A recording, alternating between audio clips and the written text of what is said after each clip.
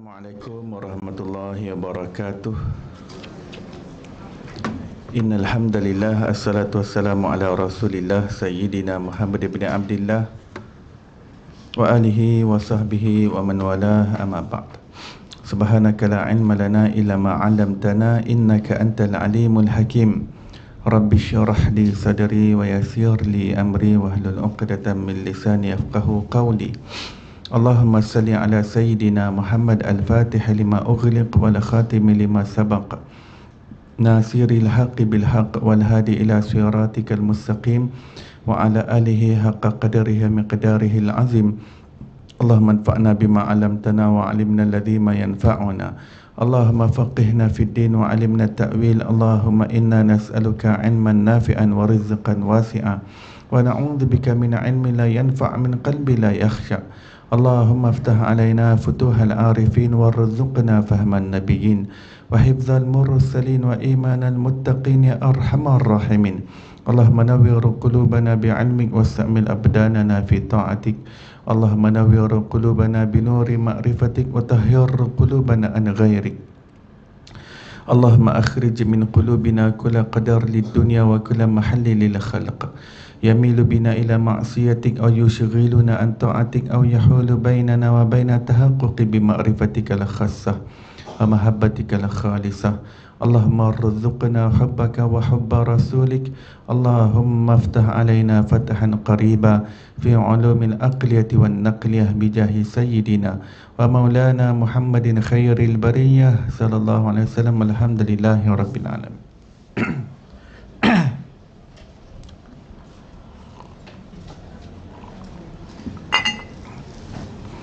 Alhamdulillah, segala puji bagi Allah Subhanahu Wa Taala, pencipta tujuh petala langit dan tujuh petala bumi dan segala pembendaharaan yang berada di antaranya. Selawat dan salam ke atas Nabi junjungan besar kita, kekasih kita Nabi Muhammad sallallahu alaihi wasallam, dan ke atas ahli keluarga baginda, dan ke atas para sahabatnya, dan ke atas mereka yang mengikuti jalan mereka yang terdahulu dengan cara yang terbaik sehingga hari kiamat. Alhamdulillah, muslimin muslimat yang dirahmati dan diberkati Allah Subhanahu Taala sekalian, syukur kita pada pagi duha yang berbahagia ini dihimpunkan lagi kita dalam majlis ilmu untuk kita sama-sama menyambung pengajian kitab Syama'il Muhammadiyah karangan Imam Tirmizi rahimahullah. Mari kita bacakan ummul kitab dan hadiahkan kepada beliau dengan niat mudah-mudahan Allah kurniakan kita keberkatan ilmu, dibukakan kefahaman zahir dan batin, dan dicurahkan ke dalam dada kita seperti mana telah dilimpahkan ke dalam dada beliau. Wa ila hadratin nabiyil mustafa sallallahu alaihi wasallam. Al-Fatihah. Bismillahirrahmanirrahim. Alhamdulillahirabbil alamin arrahmanirrahim Maliki yaumiddin. Iyyaka na'budu wa iyyaka nasta'in. Ihdinas siratal mustaqim siratal ladzina an'amta 'alaihim ghairil maghdubi 'alaihim waladdallin.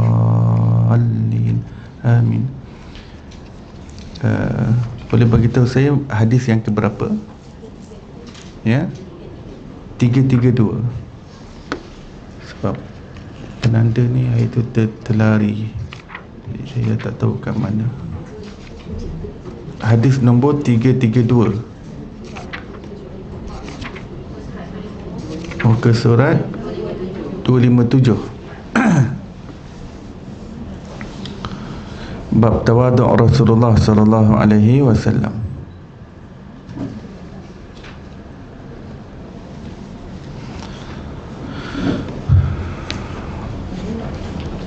Pada pengajian lepas kita dah sentuh hadis yang pertama daripada bab ini, dan saya telah menerangkan tentang kekeliruan yang difahami oleh segelintir pihak ya, yang memahami hadis ini dengan cara yang salah ya. Hadis yang pertama sebelum ini berbunyi, baginda bersabda, jangan kalian berlebihan menjanjungi aku sebagaimana kaum Nasrani berlebihan memuji anak Maryam. Sesungguhnya aku hanyalah seorang hamba, katakanlah dengan panggilan hamba Allah dan Rasulnya. Ada orang yang salah faham dengan hadis ini, dia condemn orang-orang yang memuji-muji Rasulullah sallallahu alaihi wasallam, yang berkasidah memuji Rasulullah sallallahu alaihi wasallam, dengan mengatakan Jangan berlebih-lebih memuji Rasulullah sallallahu alaihi wasallam. Ya. Maka untuk mengatakan berlebih-lebihan memuji Rasulullah SAW, apakah hadnya? Apakah batasannya? Apakah batasan dalam memuji Rasulullah? Sehingga jika dia melebihi batasan tersebut, itu menyebabkan dia menyanjung terlebih-lebih. Ya. Sebenarnya sepatutnya memang kita kena menyanjung Rasulullah terlebih-lebih, lebih daripada orang lain. Tapi kalau kamu kata jangan berlebih-lebih, jangan melampaui batas, apa had limit batasan tersebut? Jangan hanya kata jangan terlalu memuji, terlalu lambung, meninggi-tinggi. Ya. Maka kalau begitu, gariskan di mana bottom line-nya, di mana garisan sepadan, supaya jangan melepasi. Ya. Sebenarnya batasan itu hanya disebut oleh ulama Ahlus Sunnah wal Jamaah. Kerana orang-orang yang condemn, orang-orang memuji Rasulullah ini, akhirnya mereka sendiri tidak dapat jawab apa maksud, apakah batasan memuji Rasulullah, yang mana kalau melepasi batasan tersebut, itulah yang dimaksudkan dengan berlebih-lebihan memuji Rasulullah. Maka batasan yang disebutkan oleh ulama Ahlus Sunnah wal Jamaah ialah menetapkan Rasulullah sallallahu alaihi wasallam sebagai hamba Allah Subhanahu wa taala. Apa sahaja puji-pujian, ianya dalam kerangka baginda sebagai makhluk Allah, sebagai hamba Allah Subhanahu wa taala. Ya. Dan tidak memuji Rasulullah sehingga meletakkan Rasulullah pada tahap ketuhanan. Tidak menyatakan Rasulullah itu Tuhan. Itu yang Rasulullah sebut dalam hadis ini. Jangan memuji aku seperti Nasrani memuji Isa alaihi salam, Isa binti Maryam. Di situlah batasannya. Ulama dapat dalil batasan dalam memuji Rasulullah adalah terletak kepada apa yang dipuji oleh Nasrani kepada Isa bin Maryam. Apakah pujian Nasrani terhadap Isa bin Maryam? Apa yang mereka kata? Adakah mereka kata Isa ini ataupun Jesus itu hamba Tuhan? Tidak. Ya. Mereka katakan sebagai Tuhan dan anak Tuhan. Ya. Kemudian lah dia ada Trinity kan, ada Trinity. Maka itu yang dikatakan oleh Nasrani. Maka orang Islam menjaga sepadan tersebut. Kita tak menyatakan kepada Rasulullah, kita tak memuji Rasulullah SAW sampai mengatakan Nabi Muhammad itu anak Tuhan ataupun sebagai Tuhan. Maka Imam Busairi dalam qasidah Burdah mengatakan, pujilah sepuji-pujinya kepada Rasulullah, wahai umat manusia, selagi mana kamu tidak menisbahkan pujian kamu kepada Rasulullah pada tahap ketuhanan, pujilah dengan apa-apa pujian pun, pujian itu tidak akan dapat sampai kepada tahap sebagaimana Rasulullah berhak untuk dipuji. Kerana hanya Allah sahaja yang mampu untuk memuji Rasulullah selayaknya, selayak kedudukan Nabi SAW yang sebenar. Kita semua tak kenal Nabi SAW dengan sebenar-benarnya lagi. Kita sendiri tak kenal. Ya. Hanya Allah SWT yang mengetahui kedudukan dan pangkat, ketinggian darjat yang dimiliki oleh kekasihnya Nabi Muhammad SAW. Maka oleh itu Allah sahaja yang dapat memuji Rasulullah dengan puji-pujian yang betul. Adapun kita, Imam Busairi kata pujilah, lambung-lambungkanlah puji-pujian tersebut. Ya, selagi mana tak sampai tahap ketuhanan, pujilah. Kerana apa saja puji-pujian kita kepada Rasulullah dalam kerangka baginda adalah hamba Allah ataupun makhluk Allah ataupun utusan Allah, apa saja pujian kita tak akan dapat sampai kepada level yang mana sepatutnya kita memuji Rasulullah sallallahu alaihi wasallam. Jadi dalam Ahlus Sunnah wal Jamaah kita clear. Dalam memuji Rasulullah, pujilah apa-apa pun. Ya. Jangan sampai letak pada tahap ketuhanan. Baik. Hadis yang Berikutnya pada hari ini hadis 332. Hadatsana Ali bin Hajar anba'ana Suwaid bin Abdul Aziz daripada Humaid daripada Anas bin Malik radhiyallahu anhu, seorang wanita berjumpa dengan baginda Nabi SAW dan berkata, sesungguhnya aku mempunyai hajat dengan tuan. Baginda SAW bersabda, duduklah di mana-mana jalan di Madinah yang kamu kehendaki, aku akan duduk bersama kamu.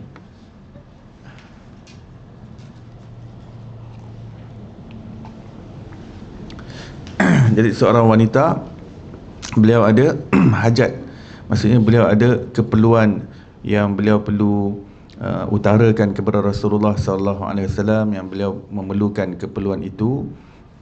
Ya, dan minta maaf, dan beliau ingin mengadukan beberapa aduan, ya, maksudnya beliau nak minta tolong pada Rasulullah SAW.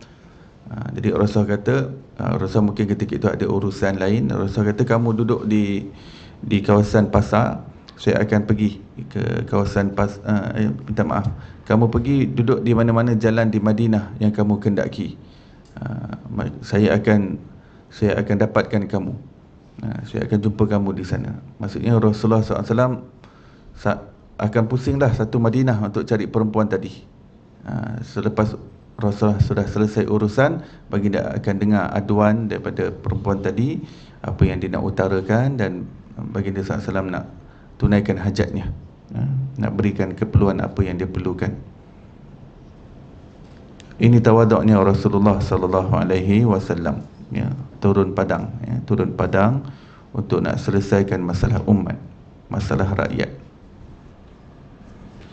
Hadis yang berikutnya, qala haddatsana Ali bin Hajar anba'ana Ali bin Mushir daripada Muslim Al-A'war daripada Anas bin Malik radhiyallahu anhu berkata, baginda Rasulullah sallallahu alaihi wasallam sering menziarahi orang sakit, melawat jenazah, menunggang keldai, memperkenan undangan seorang hamba.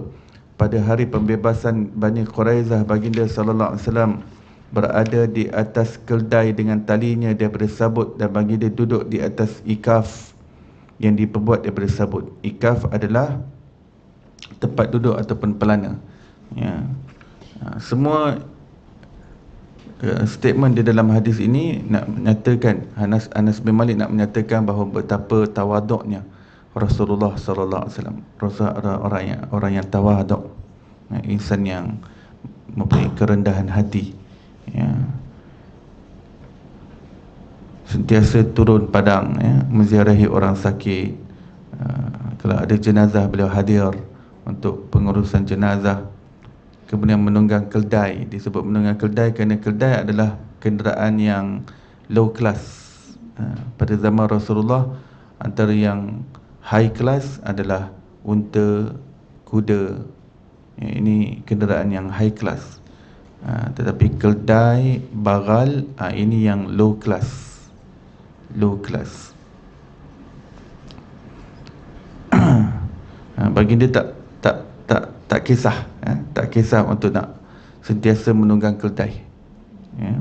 Walaupun baginda ada unta, baginda ada kuda, tapi Rasulullah selesa untuk nak ke mana-mana dengan keldai, ya.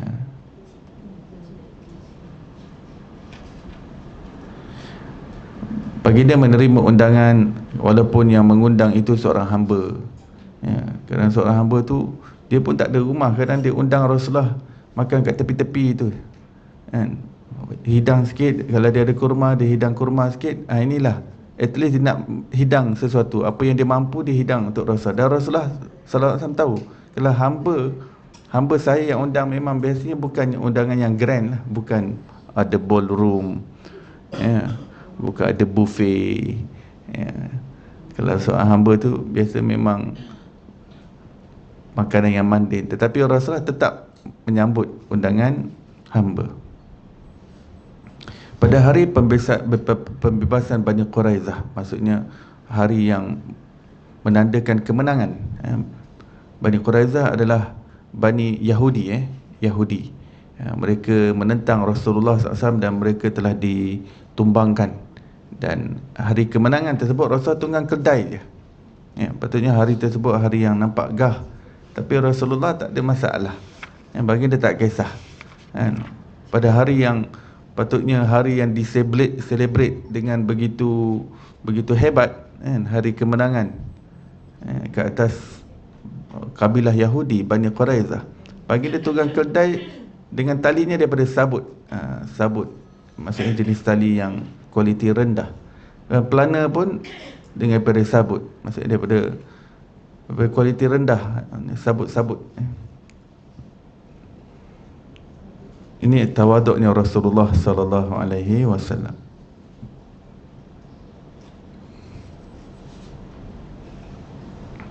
Baik.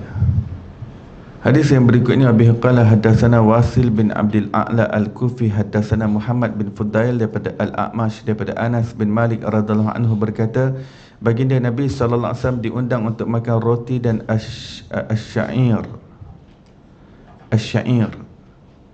serta lauk sanikhah. Asy-sya'ir adalah tepung gandum grade rendah. Syair. Dalam bahasa Arab, kadang satu item tu dia mempunyai banyak makna. Makna tu adalah untuk jenis yang berlainan, spesies yang berlainan, ataupun grade yang berbeza.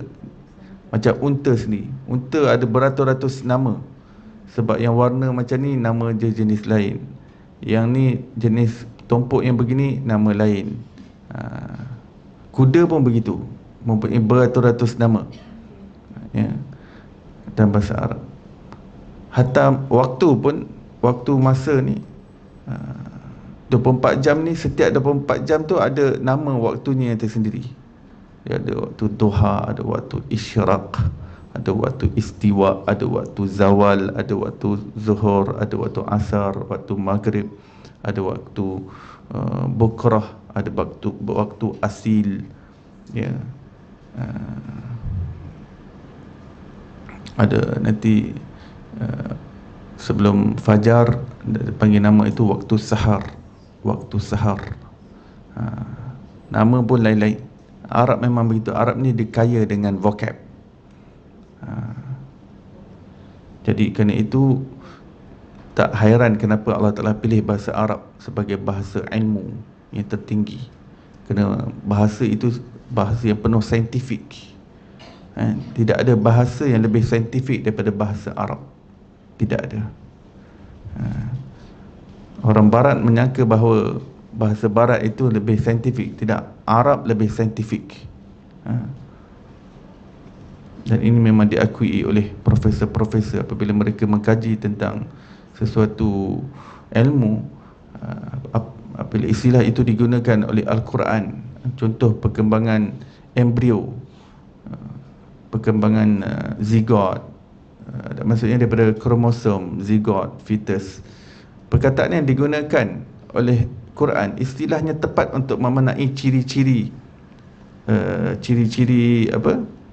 fasa zigot, fetus, kromosom, embrio ketika dalam rahim ibu, dalam bentuk janin itu, ya, tepat. Kerana itu salah satu buku teks embriologi yang terpenting, ya, yang paling signifikan yang digunakan di pusat perubatan. Orang sekarang kalau nak belajar doktor pakar perubatan embriologi, buku yang terkenal adalah karangan Dr. Keith Moore daripada Kanada. Dia kata dia dapat hasilkan buku ni kerana kajian dia terhadap Quran.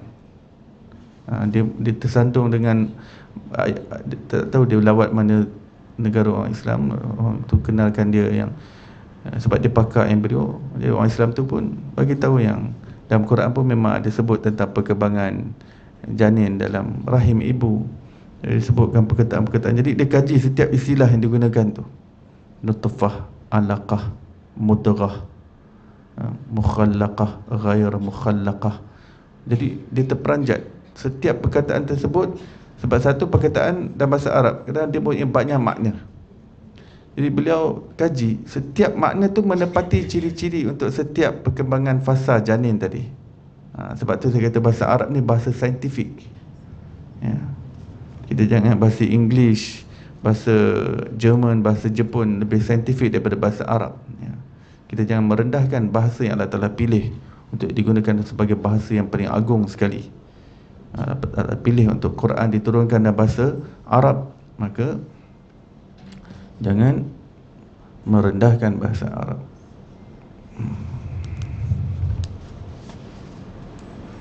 Baik.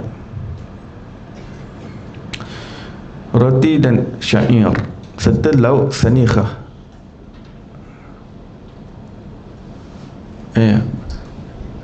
Bahasa Arab ni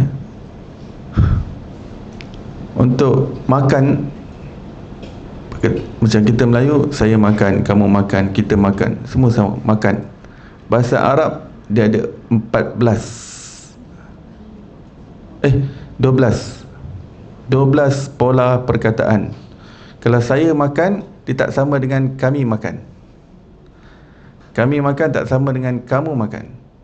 Kamu pula, kalau seorang lain, kalau 2 orang, perkataan dia dah berubah. Kalau 3 orang, dah berubah. Kalau lelaki, berubah. Kalau perempuan, berubah. Kita tak ada maskulin, muzakkar, muannas, maskulin dengan feminin, tak ada kan? Makan tu, lelaki pun makan, perempuan pun makan, ya. Kalau mereka lelaki makan, yakuluna. Kalau mereka perempuan yang makan, yakulna.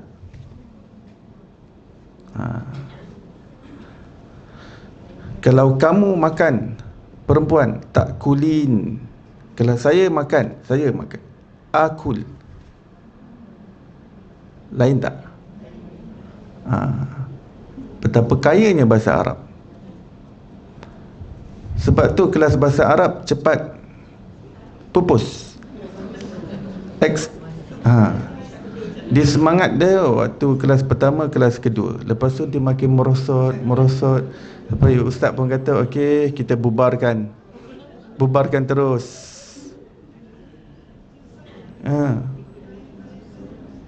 Fa'ala, fa'alu, fa'alat, fa'alata, fa'alna, fa'alta, fa'altuma, fa'altum, fa'alti, fa'altuma, fa'altunna, fa'altu, fa'alna. Assalamualaikum ustaz. Bila saya nak cakap bahasa Arab?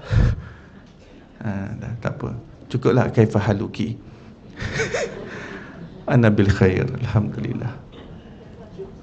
Ya. Bahasa Arab. Saya tak pernah buka kelas bahasa Arab, tapi saya tahu keadaan yang terjadi pada kawan-kawan saya mengajar bahasa Arab. Dia semangat najis ayam. Tapi bagus, alhamdulillah. Maksudnya menunjukkan pakcik-pakcik kita cinta kepada bahasa Quran, bahasa syurga. Alhamdulillah, ya. Cuma semangat tu kadang-kala, ya, tak dapat nak bertahan lama, ya.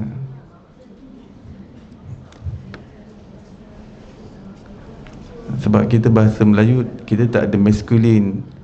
Sebab kita punya percakapan bahasa Arab ni, percakapan tu kena sesuai. Dia kalau lelaki cara cakap dia lain, kalau ada perempuan cara cakap dia lain. Kita mana ada dalam bahasa Melayu, kita pukul habis. Jadi sebelum kita nak bercakap, kita kena fikir dulu grammar dia. Tu yang jadi pening tu. Sebab tu saya lebih saya lebih anjurkan untuk kelas bahasa Arab yang nak diajarkan kepada masyarakat, bukan untuk nak ajar conversation, tapi untuk nak faham Quran lah. Untuk nak lebih kepada, maksudnya belajar bahasa Arab menerusi Quran tu sendiri, belajar Al-Fatihah sampai habis betul-betul, nahunya, grammar kan. Kemudian surah Yasin, ya, surah Tabarakalladzi, surah Alif Lam Mim Sajadah, ambil surah-surah lazim. Kemudian belajar bahasa Arab daripada situ.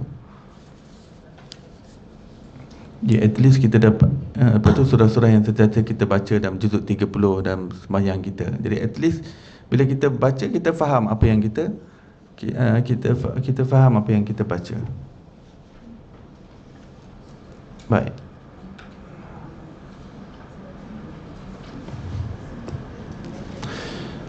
Lalu baginda sallallahu alaihi wasallam memperkenankan, iaitu baginda terima undangan, walaupun undangan makan yang biasa-biasa sahaja. Baginda SAW mempunyai baju besi pada seorang Yahudi, iaitu ketika Rasulullah wafat, ya.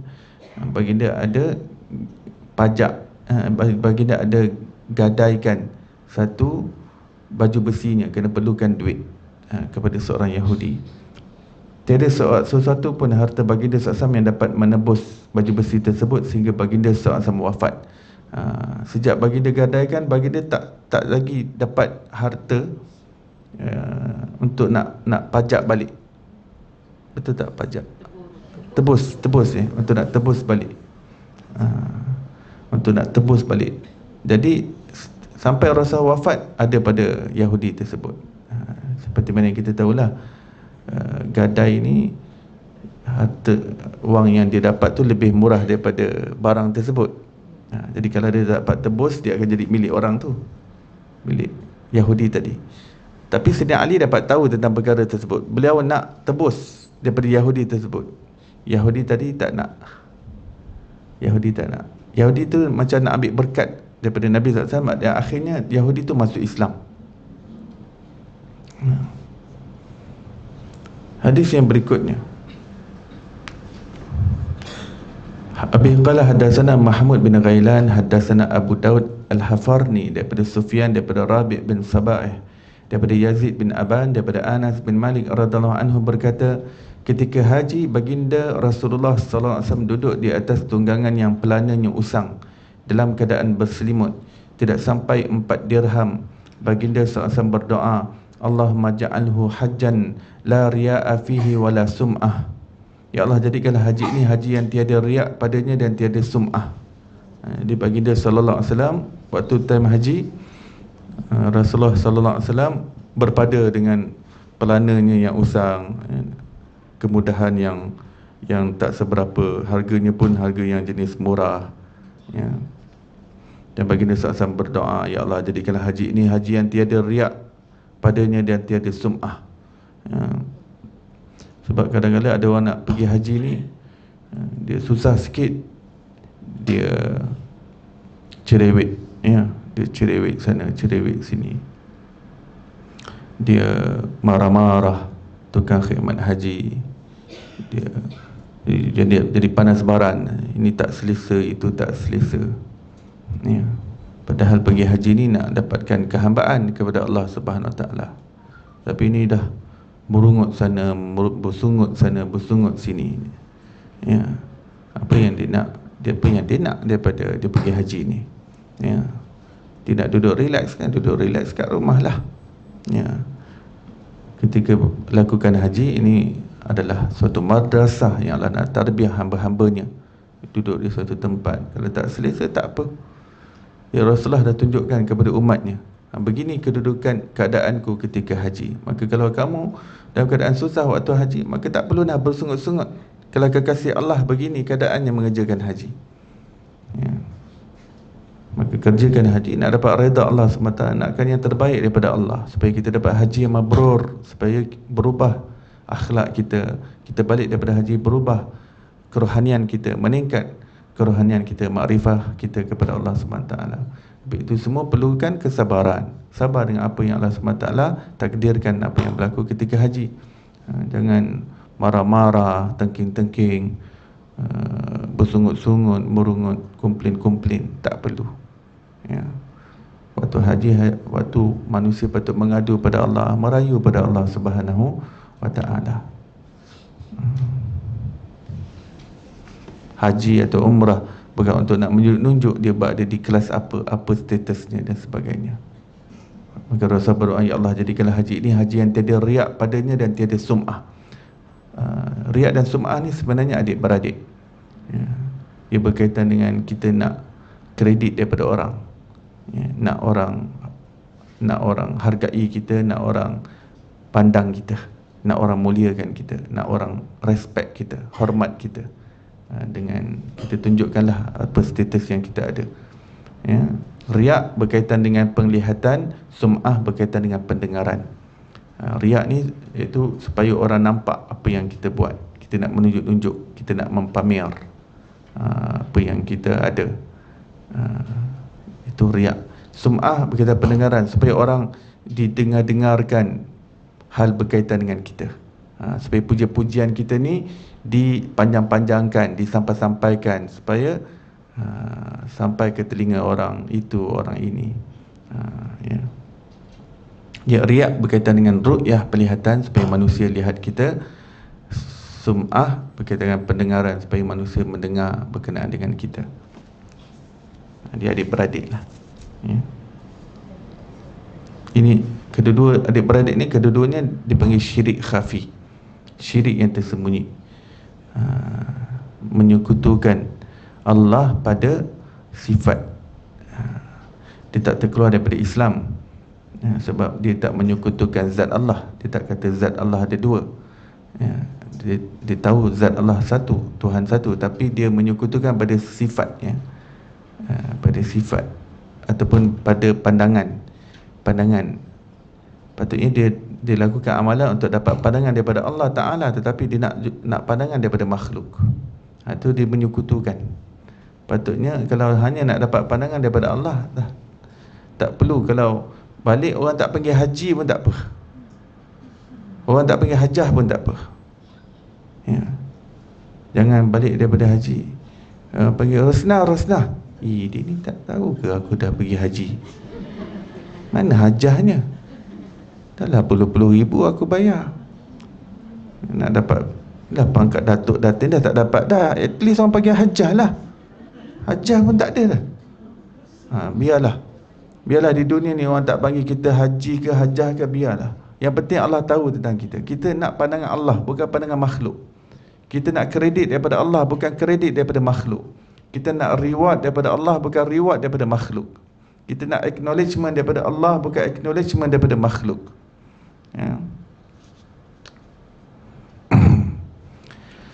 Hadis yang berikutnya, wa bihi qala haddatsana Abdullah bin Abdul Rahman anba'ana Affan haddatsana Hamad bin Salamah daripada Humaid daripada Anas bin Malik radhiyallahu anhu berkata, tiada seseorang pun yang mereka sangat cintai selain daripada baginda Rasulullah sallallahu alaihi wasallam.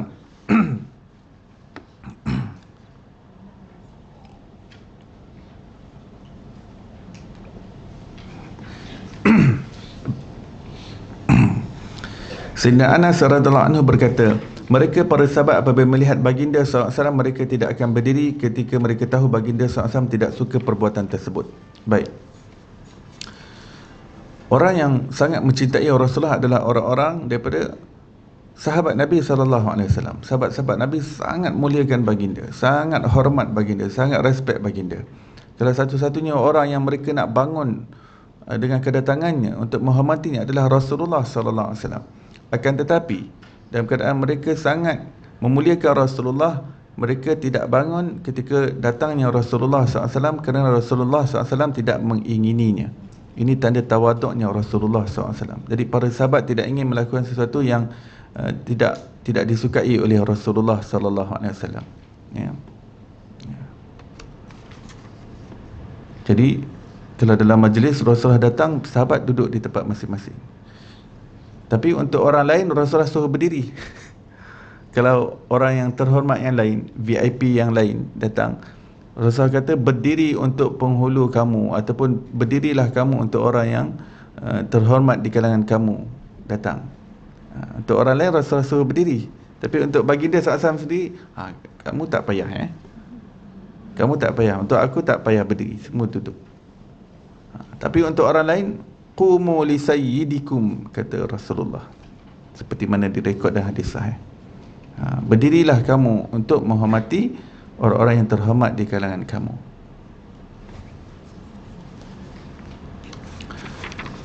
Baik, hadis yang berikutnya panjang, jadi saya baca terjemahannya sahaja. Yang mana hadis ini dikesinambungan daripada hadis nombor 8. Hadis nombor 8.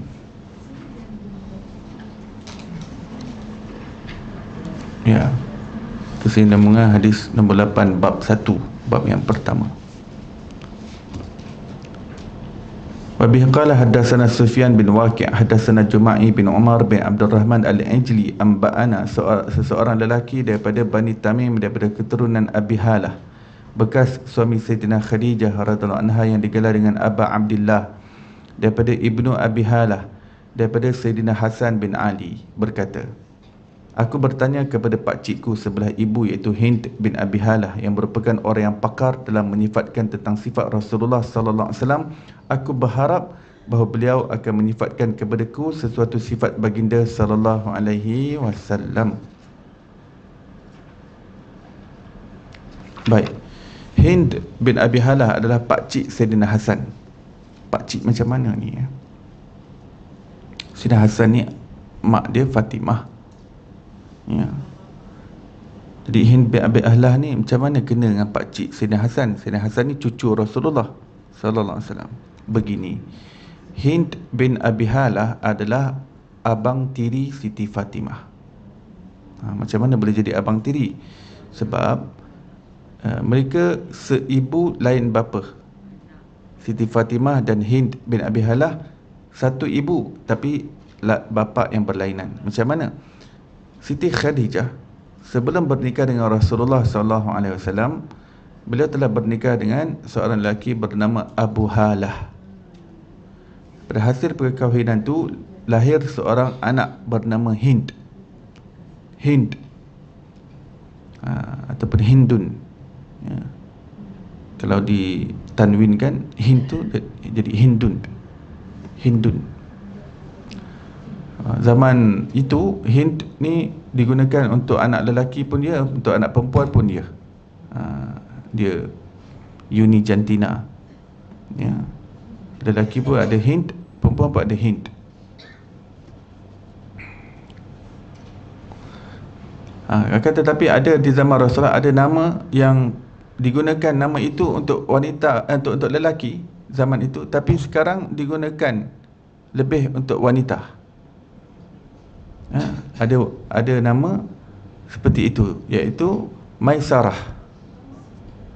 Maisarah zaman Rasulullah lelaki yang nama Maisarah. Zaman sekarang tak jumpa dah nama lelaki Maisarah. Perempuan nama Maisarah, Siti Maisarah.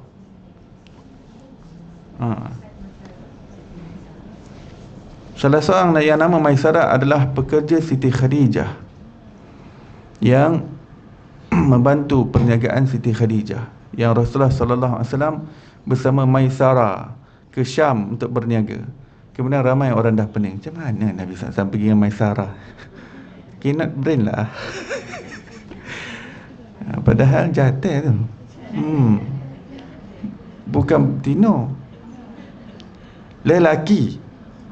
Maisarah yang pergi berniaga dengan ke Syam bersama Rasulullah itu lelaki, bukan perempuan. Kesian orang baca macam mana pula lah Rasulullah pergi dengan Maisarah je. Ya, jangan risau, lelaki. Baik.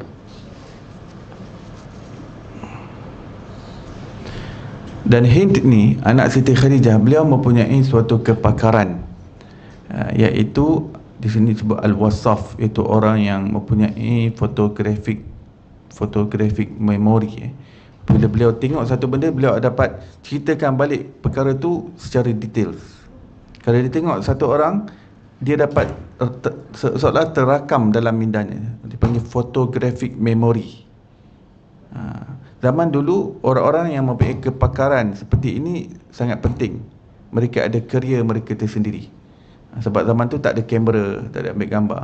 Jadi kalau suatu delegasi dihantar ke tempat lain, kalau raja di sana katakan nak tahu macam mana rupa raja, daripada mana orang tu berasal, nanti al-wasaf ni akan ceritakan secara terperinci daripada hujung rambut sampai hujung kaki. Nanti di sana akan ada pakar lukis yang akan lukis. Nanti berdasarkan perkataan dia tadi, dia akan lukis-lukis, nanti dia tunjuk betul tak yang ni? Dia tanya, betul, inilah. Zaman dulu itu suatu kerja yang penting, suatu pekerjaan yang penting. Jadi salah seorang yang mempunyai kepakaran itu adalah anak Siti Khadijah. Memorinya kuat. Kalau beliau cerita tentang Rasulullah, beliau akan cerita dengan terperinci, ya, tentang sifat-sifat, bukan sahaja rupa paras, hatta tentang sifat-sifat, ciri-ciri. Dia cepat tangkap tentang kriteria, ciri-ciri, sifat-sifat yang dimiliki oleh seseorang ataupun sesuatu. Maka Sayyidina Hasan pun pergi kepada beliau dan bertanya tentang sifat Nabi SAW. Beliau berkata, Rasulullah SAW merupakan seorang bertubuh besar yang agung. Bertubuh besar ni maksudnya baginda ni sasa ya, dan lebar. Badan baginda lebar dan perkasa, nampak agung, nampak wibawa. Sebab dada baginda lebar dan bahu baginda bidang ya, dan kepala Rasulullah agak besar kerana sesuai dengan bahunya yang lebar, sebab badan baginda lebar, besar. Dan dada dan perutnya sekata ya.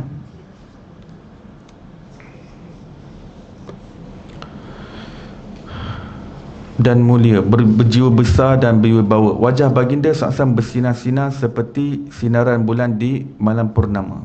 Rasulullah mempunyai wajah yang sangat berseri ya, sangat berseri. Aura cahaya yang ada pada Rasulullah sangat hebat. Sayyidina Hasan radhiyallahu anhu menceritakan hadis itu dengan panjangnya. Berkata Sayyidina Hasan radhiyallahu anhu, aku menyembunyikan cerita ini kepada Sayyidina Husain untuk beberapa ketika. Aku nak melazati sifat-sifat Nabi SAW ni ya. Aku simpan dulu dalam memori aku, nanti later on baru aku cerita dekat adik aku Husain ya. Kemudian aku pun ceritakan apa yang aku peroleh daripada Pakcikku Hind kepada beliau, itu kepada Sayyidina Husain patutnya ya, kepada Husain. Rupa-rupanya aku dapati Sayyidina Husain telah mendahuluiku untuk bertanyakan soalan yang sama kepada pakcikku. Oh, dia dulu. Aku ingat aku nak tengah enjoy privilege, aku tahu tentang atuk lebih daripada dia. Rupanya dia dulu daripada aku. Petuah punya adik. Sayyidina Husain telah bertanyakan kepadanya, iaitu pada pakcik mereka Hind, sebagaimana yang aku telah tanyakan kepadanya, kepada pakcik mereka Hind. Yalah, dah memang pakcik memang pakar begitu, sudah tentulah cucu-cucunya apabila tumbuh besar jadi remaja nak cepat tangkap kan. Pakcik dah memang alang-alang dah terror untuk menceritakan sifat. Rupanya Sayyidina Husain dah terlebih dahulu. Bukan itu sahaja, Sayyidina Hasan dapati bahawa Sayyidina Husain juga telah bertanya kepada ayahnya Sayyidina Ali keadaan baginda masuk dan keluar rumah, di dalam dan di luar rumah, dan bentuk atau cara baginda sallallahu alaihi wasallam. Tiada sesuatu pun yang tertinggal untuk ditanyakan kerana semuanya sudah ditanyakan. Dan Sayyidina Hasan terperanjat, rupanya adiknya ni dia dah lebih advance. Dia bukan saja tanya pakciknya, dah jumpa ayah mereka, tanya dengan terperinci tentang Rasulullah sallallahu alaihi wasallam. Ya. Jadi berkata Sayyidina Husain, aku bertanya kepada ayahku Sayyidina Ali keadaan baginda Rasulullah sallallahu alaihi wasallam masuk ke rumah, yakni keadaan baginda sallallahu alaihi wasallam di dalam rumah. Sayyidina Ali menjawab, baginda Rasulullah sallallahu alaihi wasallam apabila sampai ke rumahnya, baginda sallallahu alaihi wasallam akan membahagikan waktu di dalam rumahnya kepada 3 bahagian. Satu bahagian untuk Allah, satu bahagian untuk keluarganya, dan satu bahagian untuk peribadinya. Katakanlah dalam rumah tu baginda SAW ada 6 jam. Baginda 6 jam dalam rumah. Jadi 2 jam untuk ahli keluarganya, 2 jam untuk Allah, maksudnya 2 jam tu untuk beribadah dalam rumah dan sebagainya, dan 2 jam lagi untuk peribadi Nabi SAW, iaitu untuk urusan peribadi baginda. Dan baginda nak bersihkan pakaiannya ke, ataupun sebab baginda buat sendiri hal-hal jahit pun baginda berjahit sendiri. Kalau baginda nak minum susu, baginda perah susu sendiri. Maksudnya hal-hal urusan peribadi lah, urusan peribadi. 2 jam. Kemudian baginda Nabi SAW membahagikan lagi bahagian untuk peribadinya kepada bahagian untuk peribadi dan untuk orang ramai. Yang 2 jam tadi untuk peribadi, baginda pecah 2 lagi. Sejam untuk diri baginda dan sejam lagi untuk masyarakat nak jumpa lagi. Jadi kat masjid, walaupun dalam rumah, kalau ada orang lagi nak datang jumpa, baginda boleh peruntukkan lagi. Sejam ni kalau ada orang nak datang, nak mengadu apa semua, baginda boleh layan lagi. Padahal itu dah waktu peribadi dah, tapi baginda pecahkan lagi. Jadi tinggallah 1 jam waktu peribadi Nabi SAW. Bahagian untuk orang ramai itu diserahkan kepada para sahabat yang khas, iaitu sahabat yang terdekat, untuk disebarkan kepada umum, iaitu sahabat yang lain. Baginda sallallahu alaihi wasallam tidak menyimpan atau merahsiakan atau menyembunyikan sesuatu pun daripada mereka.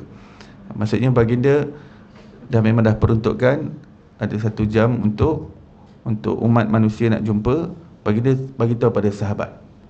Kalau ada siapa nak jumpa boleh. Maksudnya bukan Rasulullah senyap-senyap dalam rumah, kalau ada orang datang baru baginda layan. Tak. Baginda SAW memang umumkan, wawarkan. Kalau siapa nak jumpa lagi boleh jumpa kat rumah. Maksudnya office hour dah habis lah. Office hour dah habis, dah balik rumah dah. Balik rumah patutnya rehat. Ya. Tapi di rumah pun Rasulullah kata siapa nak jumpa lagi tak ada masalah. Boleh, siapa nak adu lagi, adu-aduan silakan. Di antara perjalanan hidup baginda sallallahu alaihi wasallam yang berkaitan dengan bahagian umat, baginda sallallahu alaihi wasallam akan mendahulukan ahli fadal, iaitu orang-orang yang memiliki keutamaan dengan izinnya.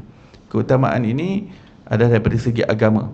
Baginda melihat kalau ada ramai yang nak jumpa, baginda akan utamakan siapa yang memang ada projek agama. Projek agama akan diutamakan.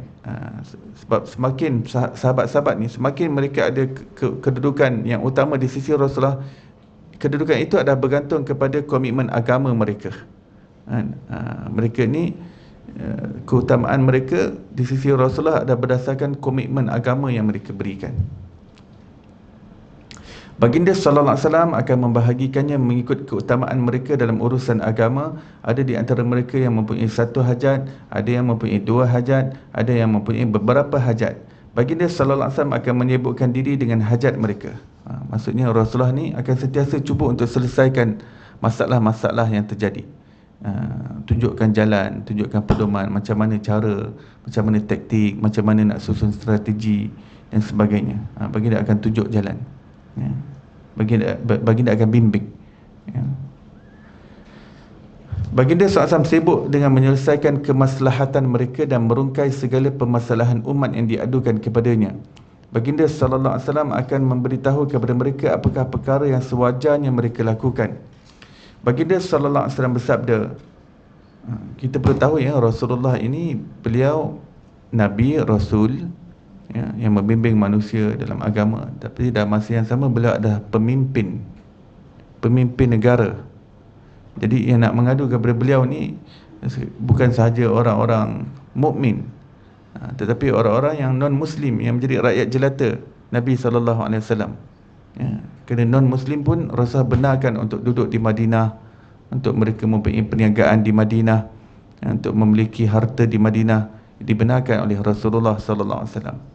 Ya, jadi mereka pun mendapat layanan yang baik daripada Rasulullah SAW. Jadi sebagai pemimpin negara, ada hal-hal politik, hal ekonomi, hal perdagangan, hal perniagaan, hal pasar, hal perdagangan yang perlu dibereskan oleh Rasulullah SAW. Ya. Baginda sallallahu alaihi wasallam bersabda, hendaklah orang yang menyaksikan, iaitu orang yang hadir di antara kalian, menyampaikan kepada orang yang tidak hadir. Maksudnya siapa di antara kalian yang boleh jadi wakil kepada orang-orang yang kurang kemampuan untuk nak datang sendiri ke sini, untuk kurang keupayaan untuk mengadukan halnya kepadaku, maka hendaklah dia jadi wakil dan jangan menyembunyikan apa-apa aduan yang ada pada rakyat jelata untuk sampai kepadaku.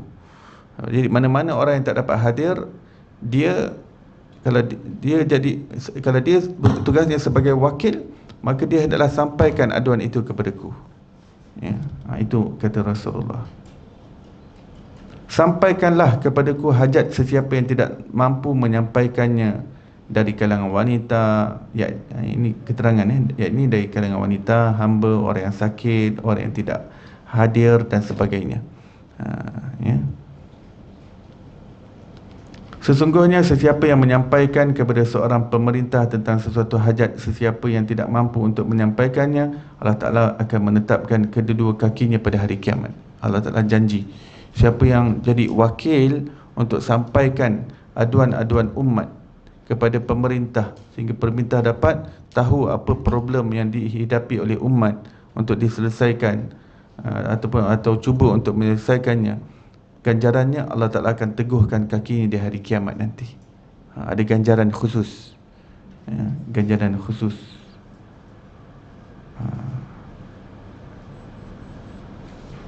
Zaman sekarang kerja yang berkaitan dengan ini, ada satu kerja namanya wakil rakyat.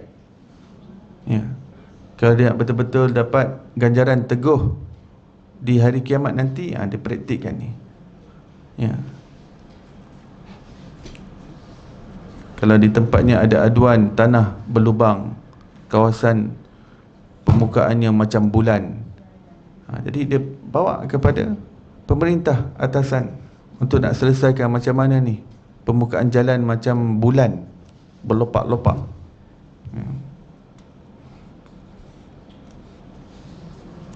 Ataupun perlu buat jambatan, di satu tempat perlukan jambatan, ataupun tempat itu banyak orang miskin.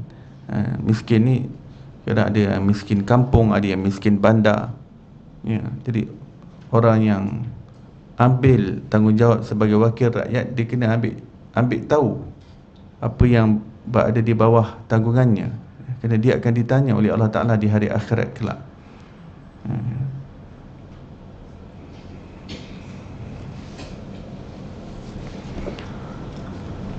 Tiada yang disebutkan dari Allah kecuali perbuatan tersebut sesuatu yang bermanfaat untuk agama dan dunia mereka, dan tidak diterima daripada seseorang selainnya. Mereka tergolong daripada sahabat-sahabat yang besar. Mereka tidak berpecah melainkan setelah mendapat ilmu, dan mereka keluar dengan petunjuk kepada kebaikan.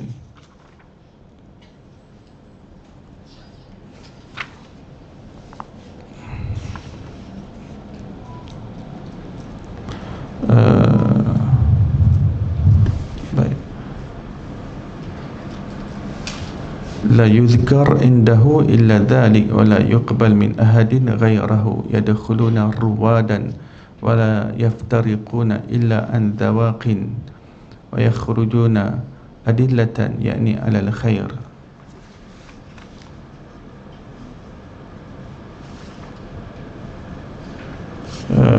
Di sini tiada yang disebutkan dari Allah, tolong potong dari Allah itu tambahan, mungkin kesilapan daripada dalam terjemahan.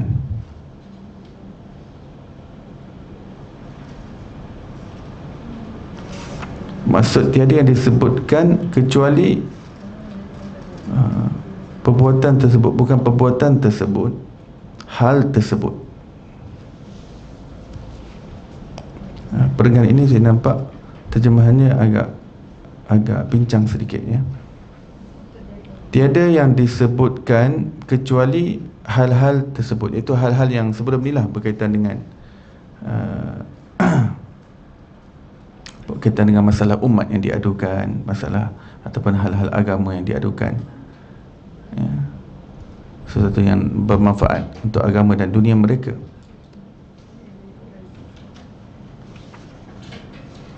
Wala yaqbal min ahadin ghairahu yadkhuluna ruwadan, dan tidak diterima daripada seseorang selainnya. Mereka tergolong daripada sahabat-sahabat yang besar.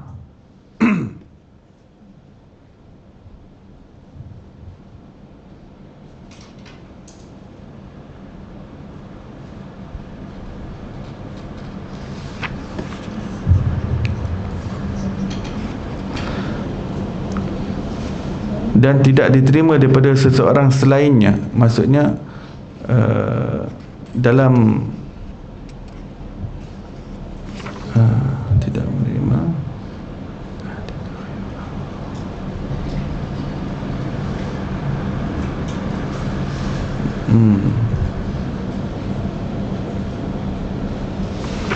Okey, baik. Ini adalah kesinambungan daripada perenggan sebelumnya berkenaan dengan wakil yang kita sebut tadi, wakil rakyat, ya. Maksudnya orang-orang yang bertindak sebagai wakil untuk sampaikan aduan-aduan kepada pemerintah, yang mana tiada disebutkan kecuali hal tersebut. Maksudnya yang mana tidak di suatu kampung itu, hal-hal itu hanya diadukan kepada seseorang yang tertentu, hanya disebutkan hal tersebut kepada dia, ya. Maksudnya dialah orang yang berautoriti dalam tempat tu. Di suatu kampung tu, kalau orang lain tak mengadu benda tu pada orang yang lain, dia mengadu pada seseorang, maksud orang tu lah pemegang autoriti di suatu kampung, suatu desa, suatu daerah. Kemudian dan tidak diterima daripada seseorang selainnya, maka dan aduan-aduan itu tak diterima oleh orang lain selain daripada wakil tu. Ya. Kita nak cerita pasal tadi buat jambatan, kita nak cerita dekat Pak Leman, dia mungkin tak terimalah. Kau buat apa mengadu pada aku? Ngadu pada YB. Ya, itu maksudnya la yaqbal min ahadin ghairahu. Yadkhuluna ruwadan. Mereka tergolong daripada sahabat-sahabat yang besar. Ini adalah ini bukan terjemahannya. Ini bukan terjemahan yang betul. Terjemahannya, manusia mereka iaitu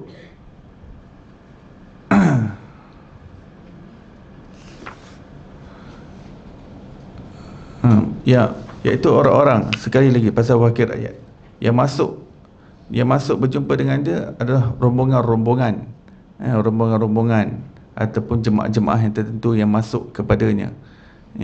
Maksudnya dia pemegang balai rakyat lah tempat dia tu. Yadkhuluna ruwadan, maksudnya rombongan demi rombongan masuk kepada dia untuk nak bincang masalah. Maksudnya dialah ketua tempat tu, dialah wakil rakyat. Wala yaftariqun illa an zawaqin, yang mana orang-orang yang apabila berjumpa dengan wakil rakyat itu, mereka tidak bersurai melainkan setelah mendapat persetujuan. Persetujuan untuk dia bawa benda ni pada pemerintah. Maksudnya jangan goyang kaki lah orang yang sudah pun berada pada posisi yang dia memang dialah wakil rakyat. Maksudnya dialah orang yang tertunjuk untuk bawa benda tu, dia lebih utama untuk bawa benda tu pada pemerintah. Itu dah memang tugas dia. Maksudnya apa yang Rasulullah sebut ni, walaupun dia tak dilantik secara khusus daripada pemerintah, tapi kalau dia menjadi tumpuan manusia di tempatnya, maksudnya dialah orang yang terlebih utama untuk bawa benda ni kepada pemerintah. Bawa aduan-aduan umat ni, manusia ni kepada pemerintah. Kerana manusia percaya pada dia di tempatnya. Dia menjadi orang kepercayaan di tempatnya. Dan mereka keluar dengan petunjuk kepada kebaikan. Dan orang-orang tadi, mereka bersurai dengan dapat kesepakatan dan mereka dapat sesuatu daripada dia. Itu satu yang dapat memujuk hati mereka. Satu petunjuk yang insya-Allah dia akan bawa benda ni kepada orang atasan. Baik, kemudian Sayyidina Husain radhiyallahu anhu berkata, kemudian aku bertanya ayahku tentang cara baginda Rasulullah sallallahu alaihi wasallam keluar rumah. Tadi di dalam rumah. Luar rumah macam mana? Luar rumah.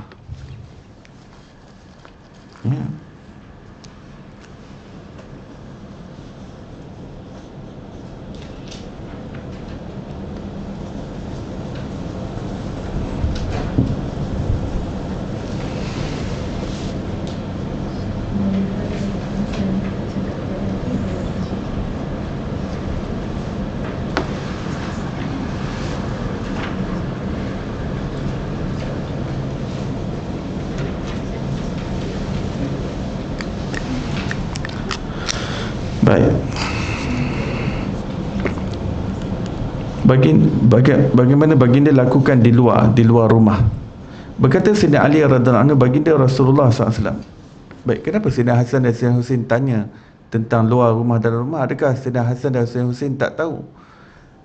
Rasulullah wafat ketika Sayyidina Husain umur 5 tahun, Sayyidina Hasan umur 6 tahun. Jadi tak banyak benda yang dapat mereka capture, sebab kecil lagi. Jadi apabila mereka tumbuh remaja, dah mula matang fikiran, baru mereka nak capture balik tentang atuk mereka. Maksudnya apa yang beliau lakukan ini untuk belajar syama'il. Macam mana kita belajar syama'il sekarang ni? Sayyidina Hasan dan Sayyidina Husain pun ingin belajar syama'il daripada orang-orang yang tahu tentang syama'il Rasulullah, tentang sifat-sifat Rasulullah. Itulah syama'il. Apa yang dilakukan oleh Sayyidina Hasan dan Sayyidina Husain ni, mereka sedang nak belajar syama'il Rasulullah. Baik. Berkata Sayyidina Ali, baginda Rasulullah SAW memelihara lisannya, yakni tidak bercakap kecuali kepada perkara-perkara yang bermanfaat.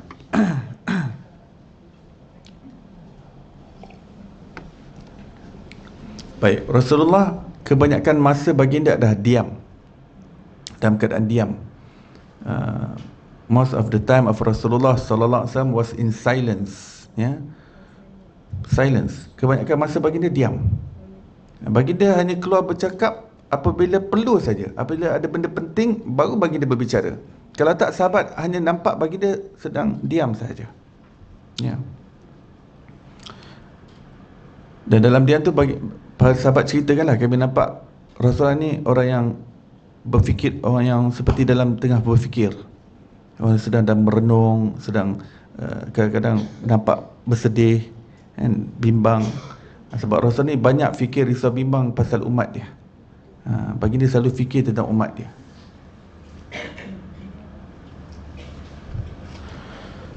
Baginda SAW mendekati mereka dan tidak menjauhkan mereka. Baginda SAW sentiasa ngam dan kamcing dengan para sahabat. Baginda tak duduk isolated. Baginda tak duduk menyendiri banyak masa. Tak. Baginda selalu bersama dengan para sahabat. Baginda SAW memuliakan orang-orang yang terhormat bagi setiap kaum dan menyerahkan kepimpinannya itu kepada mereka. Baginda SAW memberi peringatan kepada manusia dan melindungi mereka tanpa mencegah seseorang untuk menemuinya dan tanpa menyembunyikan kemuliaan kepribadiannya. Rasulullah lah manusia yang paling VIP di dunia ini, tapi baginda SAW tidak menghalang untuk orang-orang datang berjumpa dengan Rasulullah SAW.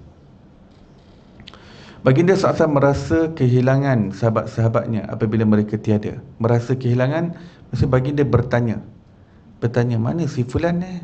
Lama tak nampak, dia okey ke? Baginda selalu bertanya. Merasa kehilangan maksudnya missing. Rasulullah SAW was always missing his companions. His companions. Itu merasa kehilangan. Missing. Maksudnya Rasulullah sentiasa rasa rindu. Missing maksudnya rindu, ya. Rasa kehilangan maksudnya rasa rindu. Baginda tanya, mana si fulan? Baginda SAW akan bertanya kepada orang ramai, yakni sahabat, keadaan manusia. Baginda akan tanya berkenaan dengan keadaan semasa dan sebagainya, dan keadaan manusia. Baginda SAW akan mengatakan baik kepada sesuatu yang baik dan memperkuatkannya dengan menzahirkan bahawa perkara atau perbuatan itu baik menurut akal dan nakal. Nakal maksudnya teks Quran, berdasarkan Quran dan sunnah.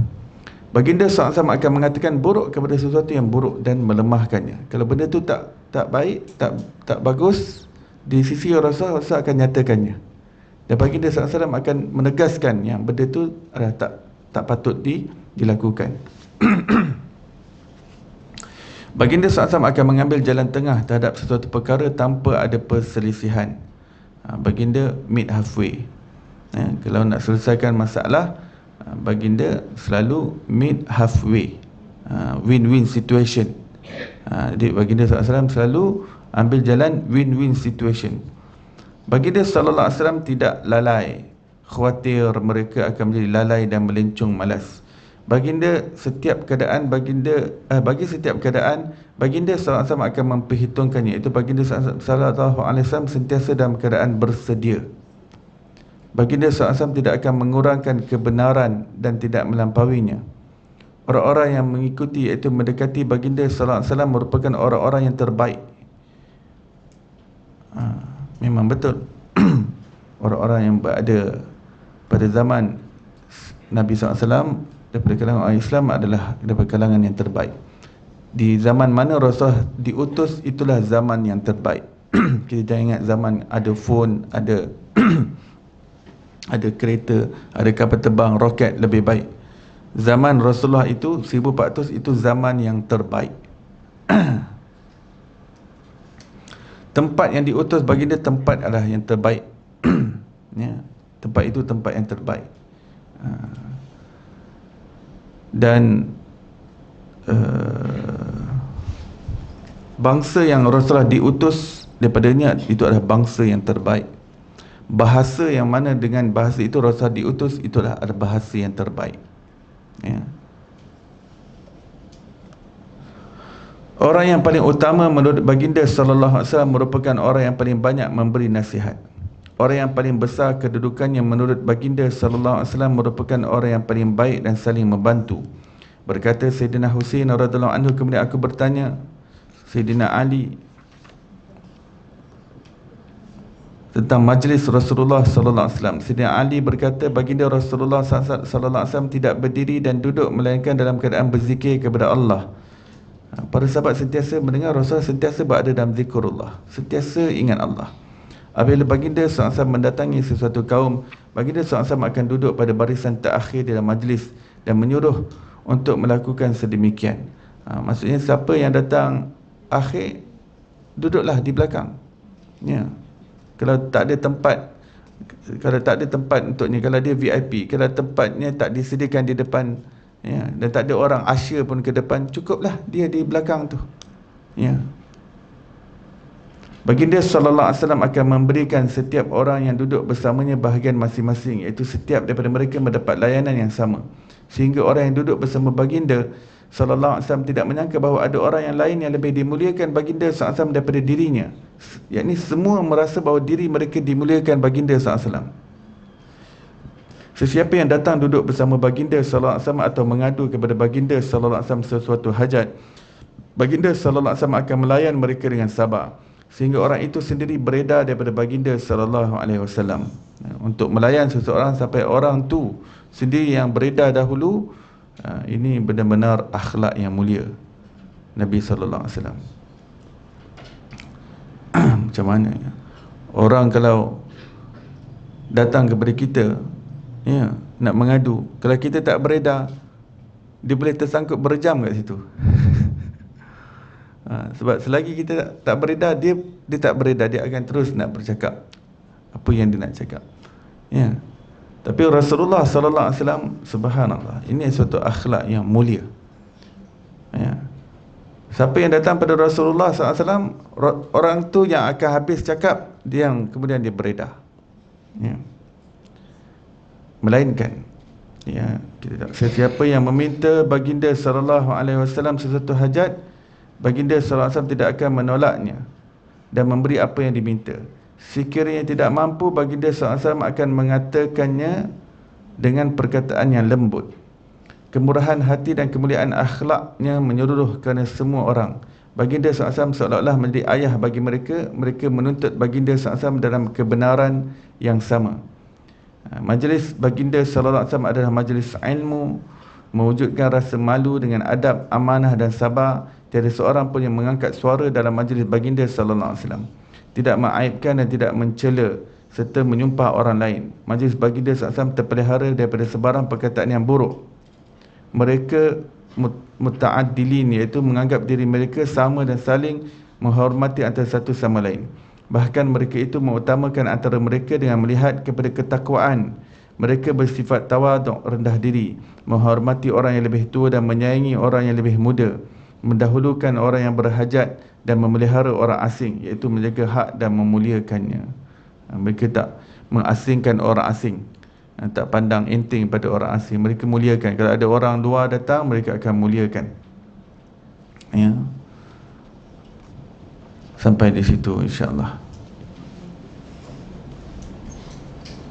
Kita akan sambung hadis yang berikutnya pada pengajian yang akan datang. Mudah-mudahan Allah SWT gunakan kita sifat dan akhlak yang mulia. Mudah-mudahan Allah telah jauhkan kita daripada segala penyakit hati dan akhlak-akhlak yang buruk. Semoga Allah Subhanahu Wa Taala kurniakan kita syafaat Nabi sallallahu alaihi wasallam, muliakan mata-mata kita untuk memandang wajah Rasulullah sallallahu alaihi wasallam yang amat kita rindui, yang amat kita cintai. Mudah-mudahan Allah kumpulkan kita semua bersama baginda sallallahu alaihi wasallam, mendapat kedekatan dan kehabiran dengan baginda, dapat minum daripada kolam Al-Kautsar daripada tangan mubarak Nabi Muhammad sallallahu alaihi wasallam.